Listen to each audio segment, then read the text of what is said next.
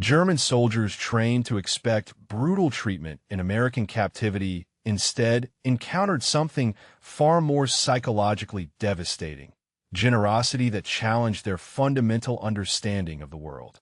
When guards at Camp Breckinridge in Kentucky announced the November 1943 Thanksgiving menu, the prisoners assumed it was propaganda designed to break their spirits before the real deprivation began.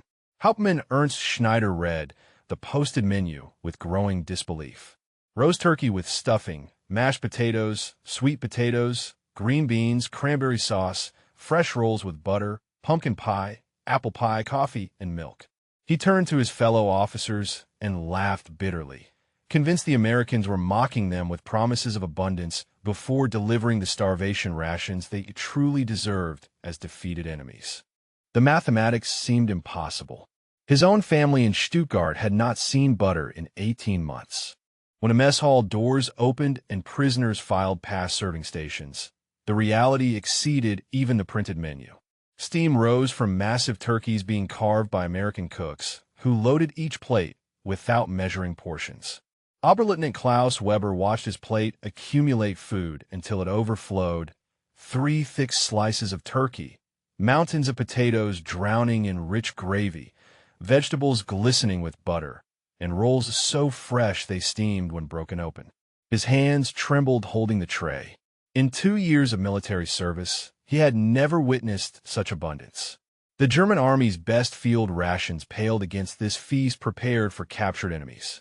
Feldwebel Otto Hartmann sat at table and stared at his plate for several minutes before eating, his throat tight with emotion he could not name. His last letter from home described his wife boiling leather scraps to make broth for their children. Now he faced more food than his entire family had consumed in a month. Prisoners assigned to kitchen duty witnessed industrial capacity that seemed impossible. Gefreiter Ludwig Bauer documented the operations with engineer precision. The Americans cooked 49 turkeys simultaneously in electric ovens that maintained exact temperatures, without coal shortages or wood rationing. Mechanical mixers handled massive quantities of potatoes with the push of a button. Steam tables kept food warm for hours without spoilage or waste. The technology exceeded what most German restaurants possessed before the war. No fuel rationing, no equipment failures, just endless electricity flowing like water through systems designed for abundance rather than scarcity. The waste astounded Ludwig more than the production capacity.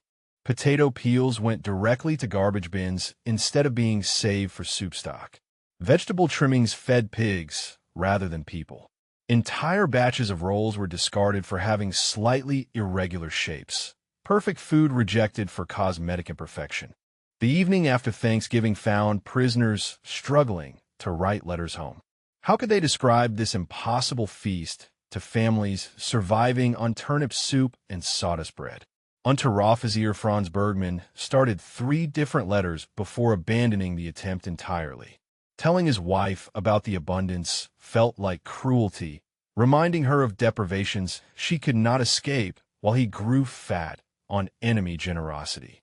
Others lied in their correspondence, unable to burden starving relatives with truths too painful to share. The psychological warfare proved more effective than any military campaign. These men had been conditioned by Nazi ideology to expect brutality and starvation from racially inferior enemies. Instead, they encountered kindness that shattered fundamental assumptions about American weakness and German superiority. Ernst Schneider lay awake that night, his stomach uncomfortably full, thinking about his daughter who had never tasted real butter. December arrived with news that drained what little hope remained for reasonable treatment. Mandatory assembly for Christmas dinner announcement. The prisoners filed into the mess hall, expecting the Americans had finally exhausted their theatrical generosity. Instead, the posted menu exceeded even Thanksgiving's abundance. Roast beef, glazed ham, turkey with all traditional accompaniments, plus delicacies that had vanished from German tables years before the war ended. Real chocolate, not the ersatz variety made from roasted grain. White sugar available in bowls, not rationed by precious grams. Fresh oranges, tropical fruit in December, offered freely to enemy prisoners while German children had forgotten citrus existed. But the gifts destroyed what remained of Nazi ideology more effectively than the food. American church groups and civic organizations had sent over 400,000 Christmas packages to German prisoners. Each box contained chocolates, cigarettes, toiletries, playing cards, and handwritten notes from American families whose sons were dying in European battles. The packages arrived without regard to rank or political affiliation. A former SS officer received the same generosity as a conscripted farmer's son. This egalitarian kindness from enemies whose families were dying in European battles represented strength through mercy that Nazi racial theory could never explain. Hauptfeldwebel Victor Klein held a package from the Baptist Women's Circle of Fort Worth, Texas. Inside were homemade cookies wrapped in wax paper, a hand-knitted scarf, and a card reading, "To a German soldier far from home, may God bless you this Christmas and bring you safely back to your family." Victor wept openly, the first tears he had shed since childhood. Local American families began arriving at camp gates on Christmas Eve, carrying additional gifts and requesting permission to sing carols for the prisoners. The sight of enemy civilians voluntarily approaching a military installation to show kindness to captured soldiers defied every principle of warfare the Germans understood. Spring brought work assignments to nearby farms that revealed the true source of American abundance. Prisoners sent to agricultural operations in Indiana witnessed production capacity that made German defeat inevitable regardless of courage or sacrifice. Gefreiter Johann Fischer worked on a dairy farm that produced over 900 gallons of milk daily from a single operation. One farm, mechanical milkers, refrigerated storage tanks, and pasteurization equipment existed decades ahead of German agricultural technology. The farmer casually mentioned pouring surplus milk onto fields as fertilizer when production exceeded processing capacity. Johann watched this routine waste with the stunned comprehension of a man witnessing his nation's doom written in spilled abundance. Unteroffizier Paul Richter documented grain elevators in Illinois that stored more wheat than his entire home district of Bavaria produced annually.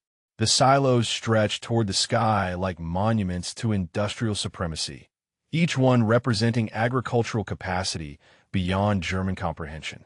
Prisoners assigned to canning operations witnessed quality control standards that seemed wasteful to the point of madness. Oberstfreiter Stefan Wagner worked at a facility in Ohio processing vegetables and documented the American obsession with perfection. Entire batches of canned goods were rejected for having labels printed slightly askew.